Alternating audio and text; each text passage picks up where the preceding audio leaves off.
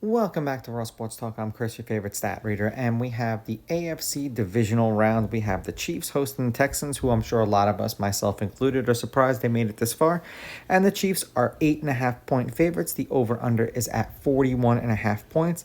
The Texans are plus 375 on the money line, and the Chiefs are minus 500. Now, these are the overnight odds. They're going to change the closer we get to kickoff tomorrow. It is supposed to be 23 degrees and clear with 13-mile-an-hour winds from the northwest. So that may affect kicking depending upon which end zone that is, that, a ball will get caught up in the wind. And we know this is playoff time.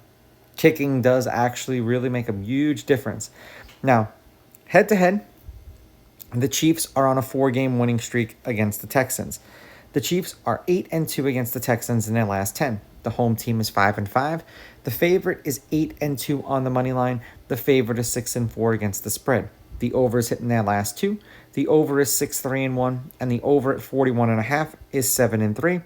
They played each other about a month ago, and the Chiefs won that game at home 27-19. It was one of the few games that the Chiefs actually started covering in a row.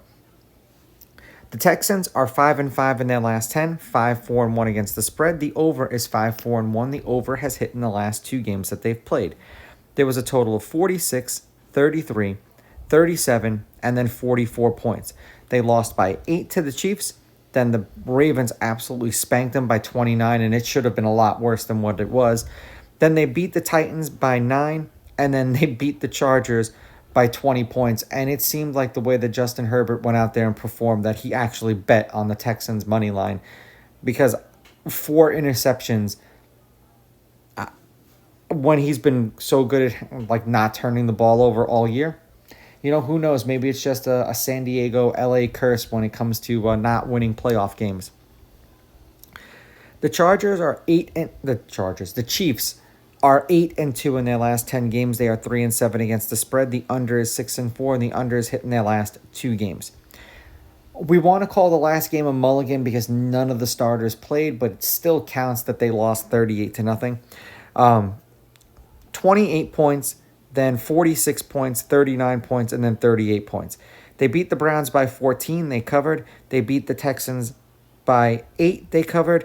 They beat the Steelers by 19, they covered, and then they benched everyone against the Broncos, and they lost by 38. Was that strategic? I'm going to say yes, because I'm sure not having the Bengals in the playoffs kind of works to the Chiefs' advantage, because when you look at the AFC, there's probably one team, possibly 2, that anyone's really worried about the Chiefs getting knocked off by, and, both of them have to play each other this week, so that's going to change. I'm going to take the Chiefs on the money line. I will take the Chiefs laying the points, and I'm going under in this one. I think that C.J. Stroud had a great game. He's used to playing in the cold with Ohio State, but playing in Kansas City, in the noise, in the cold, and their defense playing the way that it is capable of doing, it is going to be a very, very long day. Now, if the Texans were completely healthy with all their wide receivers, this might be a much more competitive game than it might be tomorrow. These are just my picks. If you disagree, please go with your gut, and please bet responsibly.